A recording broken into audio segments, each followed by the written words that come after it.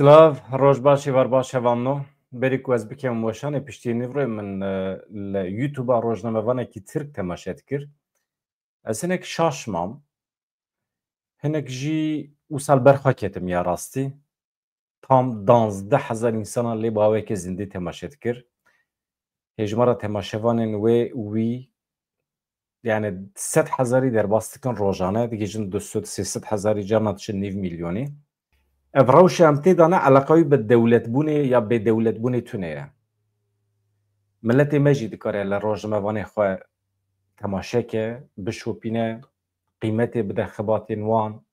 Ez behsa xaterê nakim. Hevalê me din ên rojnameger bi Kurdî weşanê dikin. Edî hene tune ne nizanim ama dixwazim milletê me qîmetê bide zimanê xwe, bide kanalên xwe, bide rojnamegerên xwe. Bana tiştê mühîm in. Qîmetên me ne. Gelek tişt hene. Mirov bi dewletbûnê vegirê de mirov dibêje erê dewleta wan heye lewma. Erê pergala wan heye lewma. Ev mecraya ku em di nav de ne eleqa wî bi vê sîstemê tune. Eleqa wî bi dewletbûnê tune ye. Yani herkes li her derê dunyayê dikare pir bi rehetî li rojnamevanê xwe godar bike, di derheqê welatê xwe de, di derbarê qedera xwe de agahiyan werbigire. Hûn çi dibêjin bêjin ama ez êşiyam. Yani dawiya de ez êşiyam. Yani çünkü ez aynı muamelê dixwazim ji milletê xwe. Dixwazim yani. Ez heq jî dikim. Ne tene ez hevalê min ên bi Kurdî weşanê dikin, ê Kurdî weşanê dikin, heq dikin yani. Heq dikin ku milletê me eleqa nîşan bide. Ez bawer nakim em kurmanciyekê xirab biaxivin. Ez bawer nakim em agahiyekê kêm bidin we. Ez bawer nakim vê derê em derê wan bikin. Yan jî şaş em agahî bidin we. Vê derê me ji were gotiye me soz de em xetekî netewî dimeşînin. Yani ez bawer nakim vê derê de me heqaret li hin derdoran kiribe û me hin derdor parastibin. Em di vê kanalê de hew didin di aynê mesafê de xwenêzê hemî tevgerên Kurdistanê bikin. Ez niha paşê di nava bültenê de nûçeyek ji were pêşkêş dikim, Amerîka xiyanetê li Kurdan dike. Amerîka pir zêde xwenêzê Sûriyê dike. Amerîka heta niha xwenêzê Qesedê dikir, kanka bû, hevalbend bû, dida distand, têra xwe me di mevziyan de şer kir, em şehîd bûn bi hevra li ser aynî xakî. Hêjmara şehîdên me her çend jî Amerîkayê zêdetir bin jî Ewropiyan. Ama bi tekoşîna Kurdan rê li ber terorîzmekê mezin a cîhanî hate girtin. Her çend ew bibêjin em ji bîr nakin jî ama dibêjin qey hêdî Amerîka welatên Ewropî ji bîr dikin. Ez tirsim civînê navnetewî li Amerîkayê bibe bengehekî ji bo em entegrê wan çeteyan bibin. Tirsa min heye. Yani ez tirsa xwe tînim ziman. Ez dibêjim mirov hinek girêdayê nirxê xwe ê netewî be, bawerî bi Amerîkayê neyne baş dibe. Yani Amerîka çiva ku Zelenskî firot, Ukrayna firot, ez dibêjim qey hêdî xwenêzê Sûriyê dike, ji aliyê siyasî ve pir xwenêzê Rojavayê Kurdistanê nake, di plan û projê Amerîkayê de Kurdistan tune ye. Çawa ku hin hevalên me dostê me netewperwer, netewperest yan jî milliyetçî di vê îddiayê de ne ku Amerîka planekî çêkiriye ji bo Kurdan lê plan û projê tevgera Kurd yani ya pekekê rê nade ku Amerîka van pêkanînê xwe bicî bike yan jî van projeyê xwe bîne cî. Tiştekî wisa ez nabînim. Plan û projeyekî Amerîka derheqê Kurdan de ez nabînim. Tam berûva jî ez ditirsim qîmetên ku heta niha me bi dest xistine, destkeftiyên me hêdî bêîtîbar bike. Amerîka pê bawer nabim hevanno. Ez ji were spas dikim, ji kerema xwe bibin abone, bibin endam û ez hema dest bi bültenê bikim. Em pêşî ji meseleyên vê komîsyonê dest pê bikin. We goterê. Ji ber vê min gotiye rezalet. Yani ji bo Amerîkayê min gotiye rezalet, ji bo meseleya li Tirkiye komîsyon jî min gotiye îtiraz. Yani navê komîsyonê kirine hevgirtina netewî. Kîjan netew? Netewa Kurd û Tirk e yani. Navê Komîsyona Pêvajoya Çareseriyê ya Parlamentoya Tirkiye kivş bû. Di civîna yekem de biryar hate dayîn ku nav bibe komisyona hevgirtina neteweyî biratî û demokrasiyê. İja biratî jî tenê têrênakî em diyor xuşk û biratî. Yani ez dibêjim qey biratî xuşk vana meseleyên eqrebatiyên di nava milletan da nabe. Yani kardeşlik tune ye. Hukukekî heye, merûv hukukê datîne, tamam, demokrasî merûv datîne, komisyonekî hevgirtina netewan dibe. Hevgirtina netewan, ama tek nabe, netewî nabe. Navê komisyonê bi dengê endaman hatiye erêkirin. Komisyona ku di çarçoveya pêvajû ya çareserî de li parlamentoya Tirkiye hatiye avakirin, îro civîna xwe ya yekem li dar xist, navê wê jî bawekê fermî hate eşkrekirin. Li gorî agahiyan di civîna yekem ya komisyonê de navê wî wekî komisyona hevgirtina neteweyî, xuşk û biratî û demokrasiyê hatiye destnîşankirin. Tabii xuşk û biratî em Kurdî de wisa dibêjin. Yani di Tirkî de kardeşlik. Komisyona ku bi înisyatīfa Serokê Parlamentoya Tirkiye Numan Kurtulmuş hatiye avakirin ji 48 parlamenteran pêkte. Ji bilî İYİ Partiye nûnerên hemû partiyên siyasî yên ti parlamenta Tirkiyeyê cih girtin. Civîna yekem vê sibê saet 11:09 de dest pê kir, dibin seroketiya Numan Kurtulmuş de. Kurtulmuş di destpêka civînê de axaftinekî kin kir, balkişan ser giringiya diyalogê ji bo çareseriya pirsgirêkan. Kîjan pirsgirêk? Ya nava lê nakin, nava lê nakin. Avakirina vê komisyonê wekî gaveke giring ya pêvajûya nû ya çareseriyetê dîtin, ku piştî serdana heyeta İmraliyê ya Dem Partiyê Abdullah Öcalan kete rojevê. Çav li rêyek ku komisyon di rojên pêşme de bi nûnerên partiyên siyasî re, bi saziyên civaka sivîl re, bi aliyên eleqedar re bicive, li ser rê û rêbazên çareseriyê xerîteyekî amade bike, nexşareyekî amade bike. Civîna dîrokî ya komisyona pêvajoyê bi axaftina Serokê Parlamentoyê Numan Kurtulmuş me got dest pê kiriye. Ka em binêrin piştî axaftina Numan Kurtulmuş kê çi got? Piştî peyama Kurtulmuş ya li ser aştiya civakî nûnerên partiyan jî dest bi axaftinê xwe kirin. Ji bo parlamenterên ku komê wan hene 20 deqe mafê axaftinê dane wan û yên ku komê wan tunene jî 10 deqe dema axaftinê dane wan.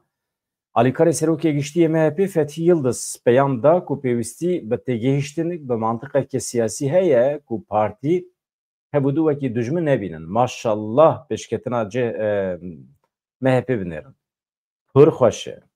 Em mantiqekî wisa nava xwe de bicih bikin bila partiyên siyasî hebûdû wekî dijmin nebînin.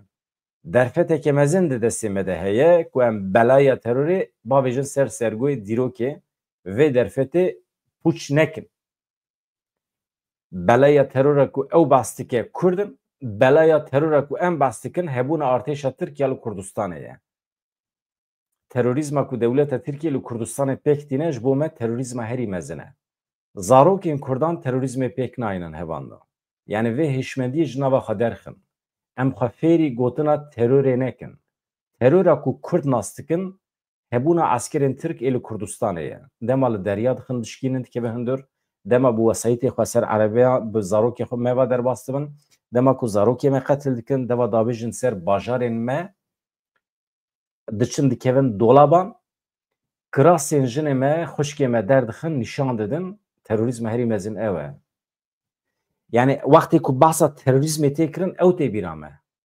Yani hemî kesên alîgirê vê pêvajoyê ku ez jî alîgirê vê pêvajoyê me, hemî kesên ku bi çar çavan li benda biratiyê ye, ez ji wan rica dikim ku şaş fehm nekin. Ya gotina terorîzmê bila bi kar neynin, ya jî wextê gotina terorîzmê bi kar tînin, ew dîmen tê berçavê min. Çünkü terorîzma ku me nas kiriye ew e. Eger we rûpeleke nû vekiriye, dibe hûn pêşî ji Kurdan lêborînê bixwazin, ji ber her tiştê ku aniye serê Kurda. Hemî terorîzma ku aniye serê Kurda. Terorîzm çi ye? Li gorî neteyên wekbî mirov fikrê xwe bi darê zorê li mirovê hemirê xwe bide qebûl kirin. Terorîzm ew e. Bi darê zorê çi ye?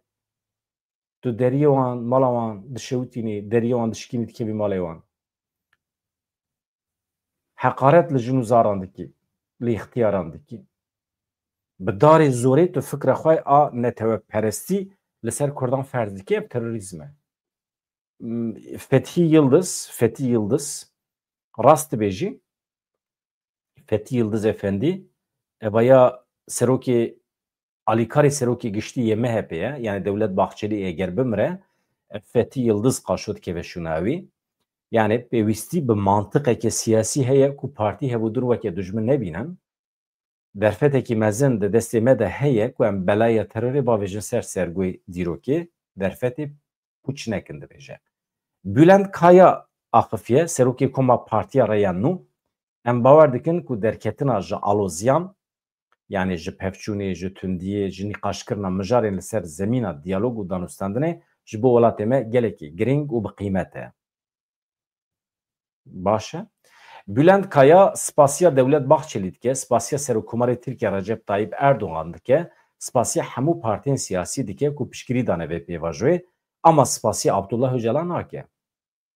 Mesela çi ji we kêm dibe eger hûn bibêjin em spas dikin ji birêz Abdullah Öcalanê piştgiriyekî ciddî daye vê pêvajoyê. Piştgirî jî nedaye pêvajo. Resmen pêşîl pêvajê vekiriye. Yani insan ew xwesa dirû dibe yani. Tamam mı? Me mirov dibêje. Madem ki hûn rûpelekî nû vedikin, dibe hûn hinek xwe jî vekin yani. Mantıqa xwe ji mêjî xwe jî vekin. Yani wisa nabe. Bila herkes heddê xwe zanibe. Karakterê esasî yê vê pêvajoyê Abdullah Öcalan e. Hûn dema spasî li Tayyip Erdoğan dikin, dibe hûn spasî li Abdullah Öcalan jî bikin. Çünkü aliyên me ê Kurda wextê ku ev mesele biçe serî tiştekî baş çêbibe spas dikin. Yani bi qasî me Kurda hûn jî maqûl bin ya hûn jî entegrê medeniyetê bibin. Entegrasyon mühim e. Bi şertê ku mirov entegrê medeniyetê bibe. Aliyê Kurdan jî, aliyê Tirkan jî. Bila entegreyên hebû di nebin. Ji kerema xwe re entegreyên hebû di nebin. Entegrê medeniyetê bibin. Sîvilîzasyon. Hûn her du alî eger entegrê medeniyetê bibin mesele çareser dibe. Formülekî pir baş e. Vê derê binivîsîn derekî ev gotiniya min e bila entegrasyon em sedî sed alîgirê entegrasyonê ne. Wê rojê min derbarê entegrasyonê de vîdeoyekî taybet çêkiriye. Ve behsa nexweşî û nexweşiya polîsên Tirk kiriye, askerên Tirk, mirovên dadgeriyê yên Tirk, revebirên dewleta Tirkiye hemî nexweş in. Ji ber ku nexweş in, pêdiviya van însanan bi entegrasyonê heye. Ne pêdiviya Kurdan bi entegrebûnê heye. Kurd eger dixwazin illah entegre bibin, yek adresekî Kurdan heye, ew jî şaristaniya gerdûnî. Emîn Ekmen Axifiye ew jî parlamenterê Partiya Deva ye, diyar kir ku ew hêvî dike ku pêvajo bibe modelek ku ji cîhanê re bibe mînak bibe numûne rast dibêje. Ekmen balkişand ser operasyonên li şaredariyan û da zanîn ku divê prensîba bêsuçiyê neyê ji bîr kirin. Yani insan di derheqî wî de heta ku ceza neyê birîn, suç tespît nebe, herkes bêsuçe dibe ji wezîfê neyê girtin. Rast dibêje, di cî de ye gotina wî. Ama li gorî qanûnên dewleta Tirkiye suç hebe, tunebe Kurd tên ceza kirin. Yani ev gotina camî rast e. Yani Mehmet Emin Ekmen hakikaten pîroz dikim gotinê rast dibêje. Operasyonên li ser şaredariyan yani heta ku însanekî suçî wî neyê tespît kirin, ceza lê neyê birîn dibe ji wezîfê neyê girtin.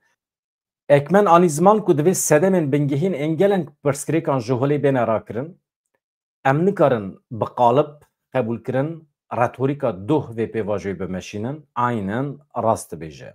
Yani bi jargonên doh pêr em nikarin vê pêvajoyê bimeşînin. Fethi Yıldız devam dike gotina jor dewama wî heye dibêje wezîfeya vê komîsyonê ne çêkirina destûrekê nû ya bingehîn e. Yani 4 maddeyên destpêkiyên destûrê ji mijarê re nevekirîne. Yani ji nîqaşê re girtîne. Yani ev 4 madde hûn zanin basa hemolatîbûna Tirkiyeyî dike. Her kesên hemolatiyên Tirkiye bi eslê xwe Tirk e. Ala vî dewletê basa alê dike. Basa Tirkiye dike û kî hemolatiyê vî dewletî be nav wî Tirkiye ji netewa Tirk e. Vaya divê nayê guherandin. İtirazname li ser wê heye. Her çend dem partî bibêje jî vê gavê îtirazname li ser van 4 xalan tune ye. İtirazname heye. em dibêjin her kesên hemwelatiyên Tirkiye ne Tirkiye ji ber ku Tirk navê hemwelatîbûna Tirkiye be jî navê nijadekî ye, navê etnîkekî ye. Etnîsîteya Tirk heye ji ber vê yekê Tirkiye bûye welatê etnîsîteya Tirk. Ji ber vê yekê ew piştgirî didin Türkmenan ji nijada wan e, ji ber vê yekê ew piştgirî didin Tirkên Qibrîsê ku nijada wan e, ji ber vê yekê ew dibêjin Tirkî Cumhuriyetler, ji ber vê yekê Tirkekî li ku dira dunyayê serî wî bikeve belay, diçin piştgirî didin wî. Eger çawa ku dibêjin rast biya kî hemwelatiyê Tirkiye ye, Tirkiye ya wî ye, kî hemwelatiyê Tirkiye be Tirk e, wê demê insanekî Kurd serî wî bikete bilay li dunyayê yan jî li nava Tirkiye diçû xwedî lê derdiket. Ama em dibînin tam berûva jî çi tiştê Kurda heye ji destê wan digire, ha li nava Tirkiye, ha li dervayê Tirkiye. Kî Kurd be, kî tiştekî bi dest bixe aydê Kurdayetiyê red dikin, ji bo wî amade ne hemî hebûna xwe jî bidin. Meral Danış Beştaş daxife ji Dem Partiyê, Parlamentera Dem Partiyê ew jî eşkere dike ku ew dizanin komîsyonê kare hemû pirsgirêkan çareser bike, lê ew bawer dikin ku ew ê bibe yek ji gavên destpêkê yên rast bêne avêtin.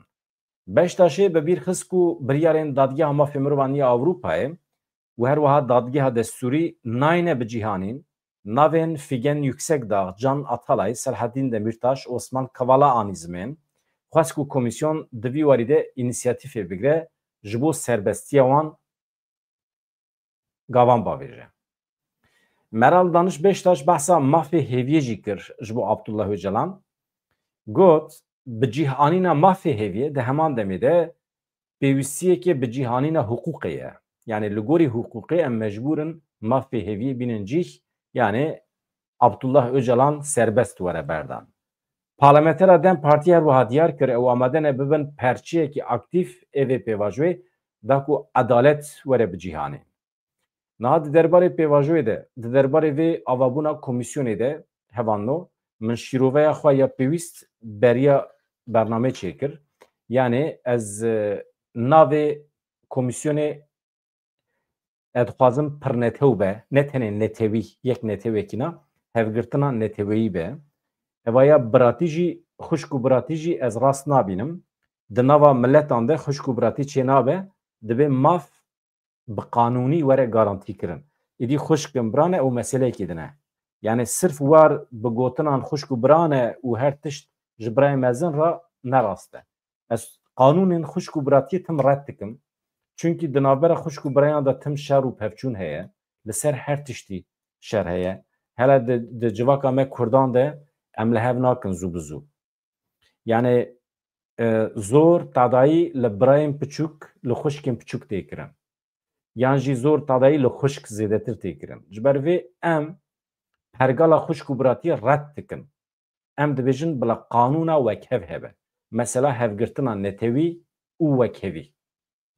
Hevgirtina netewî û wekhevî. Yan jî wekheviya netewan. Hevgirtin û wekheviya netewan. Xilas, ev xuşk û biratî mana wî tune ye. Yani wekhevî wextê nebe, mesela di navbera xuşk û birayan de jî wextê qanûn tune be, nabe yani. Ê min fikra min ev e, îtiraza min ev e, ez li bendê me îtiraza we bibihîsim, hûn çawa difikirin. Paşê jî ez têm ser mesela rezaletê. Mesela Amerîkayê, mesela hin tiştî din hene. Ji bo min ev mijara pêvajoyê ez ê bidomînim, ez ê rexneyê xwe ê li ser van tişta bidomînim. Em ji bîr nekin em bêjin em çi bêjin pêşniyaza xwe hevanno? Me çi gotibû? Hevgirtina netewî ji bîr kir. Hevgirtina netewî û wekhevî de. Ha, hevgirtin û wekheviya netewî, tamam. Hevgirtin û wekheviya vaya pêşniyaza min e. Tamam. Yani hevgirtin û wekheviya netewî. Netewan, pardon, netewan. Netewî nabe. Hevgirtin û wekeviya netewan. Tamam. Ez via bijim pêşniyaza min. Okey. Pêşniyaza min na, pêşniyaza me. Ji ber ku hûn jî vê derê ez bawer dikim hûn jî bimrane.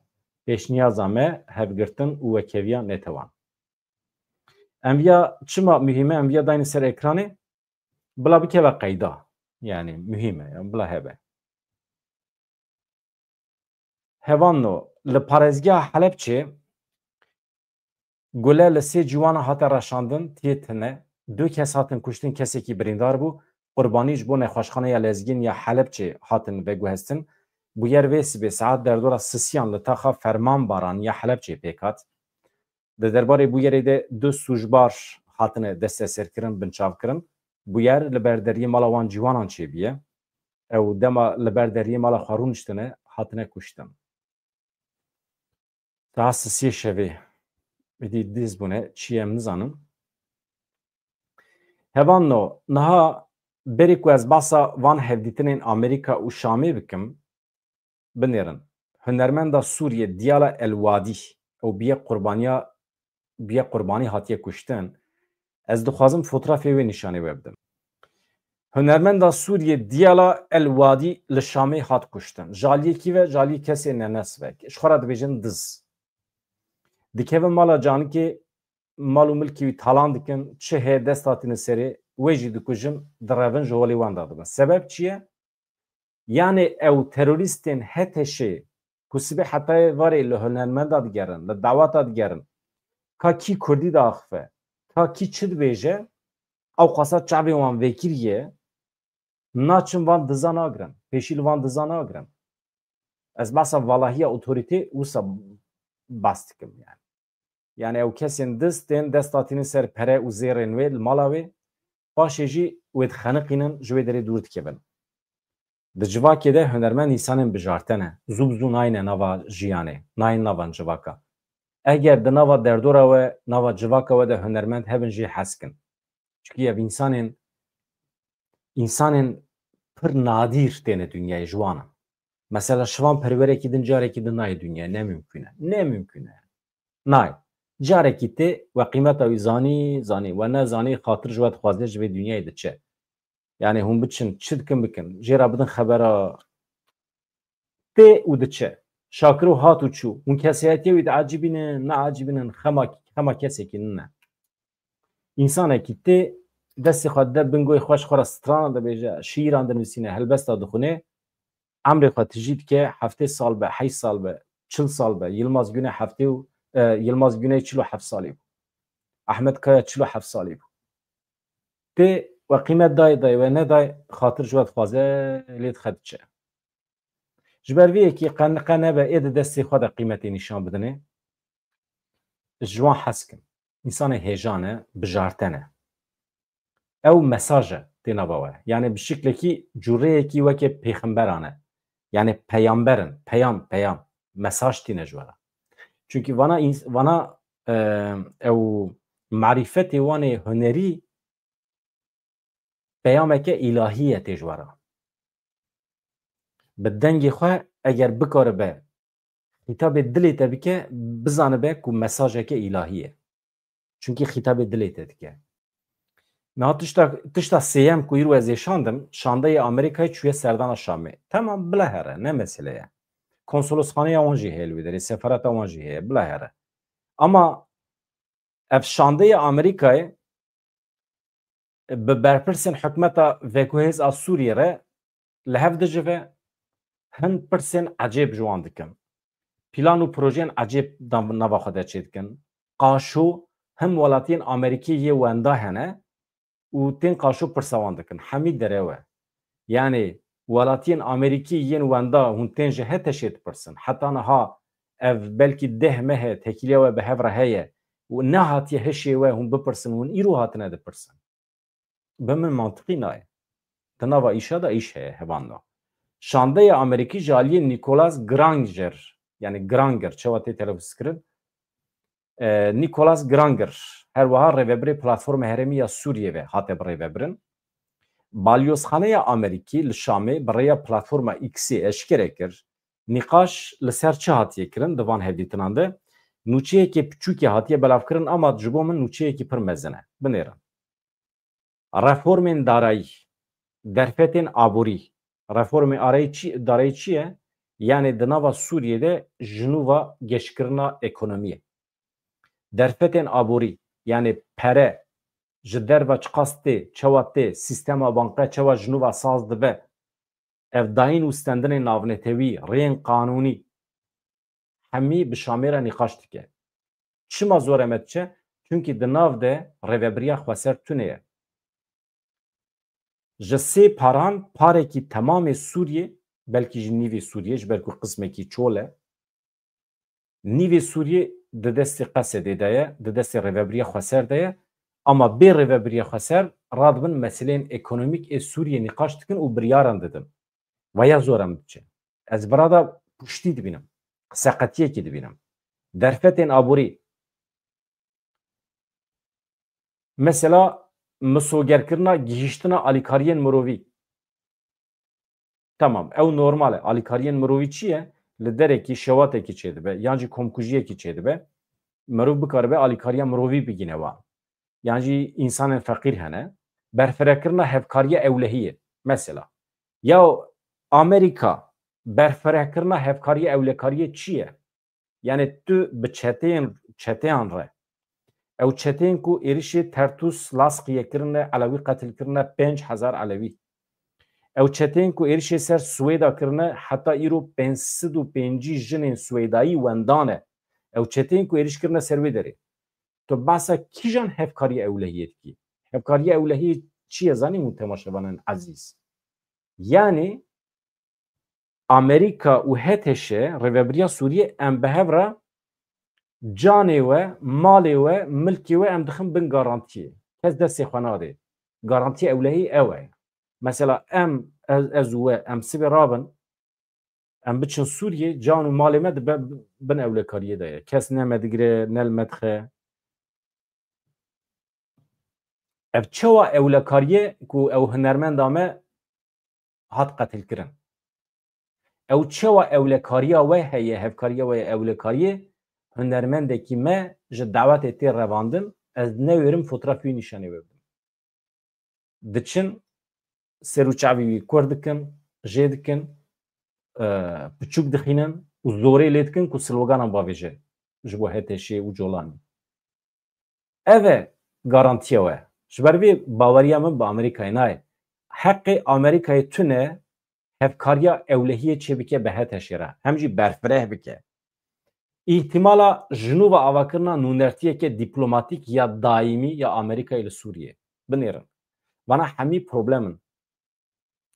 Eger Amerîkayê sebir bikira hikûmeteke nû ava bibiya bi hevkariya rêveberiya xweser û hikûmeta îro ya Şamê bi hev re di nava kar da bana rewşekî wisa da me wî sevê çepka bida. Me bigota temam e. Ya hikûmeta îro ne meşrûyekî tu tişî pêra rûdinê tu pêra sîstema banka nîqaş dikî, ekonomî nîqaş dikî, bazara navnetewî pêra nîqaş dikî. Tu pêra çi nîqaş dikî? Tu pêra ewlekariyê nîqaş dikî. Yani sekûrîta temamê Sûriyeyiyan. Ew hêza ku însan jê ditirsin ji xwe HTŞ û Colanî ye. Binêrin hevando. Hakikaten mesela fotoğrafê ku maniye serê binêrin. Avaya mesela ez vîya nîşanê we bidim. Binêrin. Hûn dizî diçin Amerîkaya rûdinên ser masê bo wan re ewlekariyê nîqaş dikin. Û rêveberiya xweser jî wê derê bi însanên herî hêja ê vê dunyayê. Ew jinên Kurd, keçên ku li hember Daişê şer kirin ji bo ewlekariya we ya hûn behsa ewlekariyê dikin. Yani ew li Rojavayê Kurdistanê disekinin hûn tên bi van çeteyan re hevdêtin çê dikin. Vaya hal e yani. Vaya hal e. Ji ber şer nişteciyên Sûdanê bi birçîbûnê re rûbirûne bi 100,000 mirovên ku li kelêha dawî artêşa Sûdanê li herêma Rojavayê Darfurê asê mane bê xwarin dimînin û rastî topbaran êrişên bê navber êm balafirên bê mirov tên. Netewên Yekbûyî jî banga rawestandina pevçûnan kir. Di Nîsana sala 2023 de di navbera artêşa Sûdanê û hêzên piştgiriya Bilez de و بری هوالبندی هبون لسر دستلاتاری حکمداری شر درکن. هزین پشکریا بلز لناوند سودانه تبی پایتخت خارتومه دستکفتیم بلز به دستخستن لی ارتشا ای سال او نچار کرن کو بر به روجاوا و وکشن. او یک بو سدم آزاده بونا شهر لالفاشر. الفاشر پایتخت ایالت دارفور باکوره خطا انیا شهر هری مزن آمایی لهرمه دنابر هر دو آلیان دایه کو او جید که به سالخه آسیم شهر. نه لفاشر به 100,000 نشتجی کسی که جبر ایرش بری کوچبر بونه لور جالی ارتش و هوابند و آسیمانه گلک جوان د کمپان ده دجین و به برچیبونه ره روبرومانه وکی دن یک جنشتجین الفاشر ج آژانس رویترز راده بیجه روش گلکی دجواره هر روش توبخانه ایرشین آسمانی هنه والحاصل روشوان گلکی زحمته رقصنا ما في مروانيا امرجنسي روجا دوشيمي گوت هری کم 14 کسان ج الفاشر دراویان دما کولگوندکی لکلکا ری ایرش لدجی وان پیک هاتی هاتنه کشتن بدهان کس جوانجی بریندار بونه هوانو نوچه کی دن هيج اوستراليا بنيرن اوستراليا نه د کیجان خباتان ده اوستراليا هزا خیا دریایی زیادتر دکه یعنی کشتین شهر دکره به 6 میلیارد دلاری 6 میلیارد دلار 11 کشتین عسکری ژاپنیا دکره اوسترالیا بلاهای مهوه سبه دوسبه امتن همبری هودو بلاوایج مرا به بکراوند تکی به حافظه وزیر بروانی ی اوسترالیا ریشارد مارز راگهاند کو ولاتی وی 11 کشتین عسکری جورین موگامی به 6 میلیارد دلار آمریکی ژاپنیا کریه مال اسکوت بگمان پیمانا پاراستن یه هری مزنه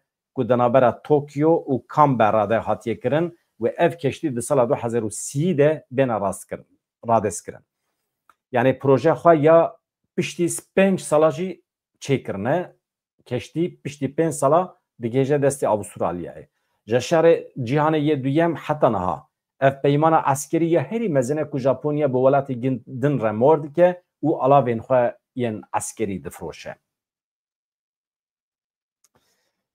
نوچه کی پر بالکش جهر دو کورهان هیه بنیرن هوانو کره باکور کره باشور نها مینا چیه مینا روجاوی کردستانه و باشور کردستانه دولت کیه اما نوا خدا سینور چه کرنه یک به سیستم کی چوا بیجم کاپیتالیست برای چه یک جی به سیستمک کمونیست برای چه باکور سیستمکی کمونیسته باشور جی کمونیستکی نورمال مدرنه لسر سینور دنابره کره باشور و کره باکور ده گوهرتنه که نوچه بیه گوهرتنه که پر عجیبه هر دو ولاتان وشانا دجبریه کبرای خوپارلوران دکرن سکناندنه یعنی لسر سینور هر دو دولتان مگافون پرمزن او پارلون هرن یا او پارلوری پرمزن وان بوکسین که هون دبینن لستادیومان دوان ده دجبری هف داخفین یعنی جی کفر حقارت جالی سیاسی و چه برن هر دوالیان چیره هفودو دکرن نه پر کومیکه ایشالله نای سر مکردا ایمه کرد ام به او پارلورا ناکن لی بریا وشانه ما زمانه کی کریه لهم بری هفودو او بریا تلویزیونی ویالیج بریا تلویزیونی ام جی مینا کره باکور و باشور ام جی ایریشه هفتکن ایمه کرجی ام قاسی خوهنه یعنی مجی نوا خدا گله کی شرط کریه یعنی ام جی فنانه ام جی هنه یعنی ام جی کره باکور و باشور نجداترن نه هوانو چی کریه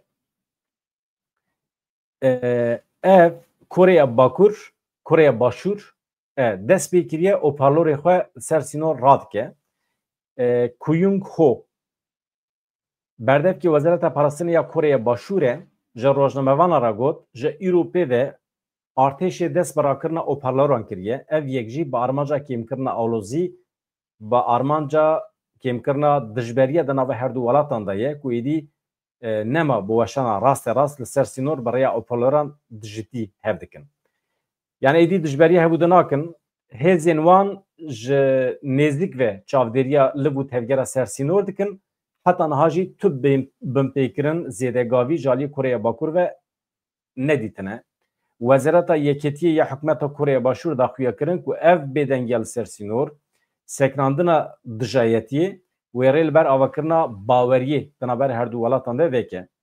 Yani bêdengiyekî heye, dijberî axaftina dijber hatiye seknandin, ev dikare rê ber baweriyê vebike. Ez dîsa bînim bîra we hevanno hêjmara aboneyan hinekî zêde kirin kêfxweş dibim. Bi hêviya rojên xweş azad dem baş.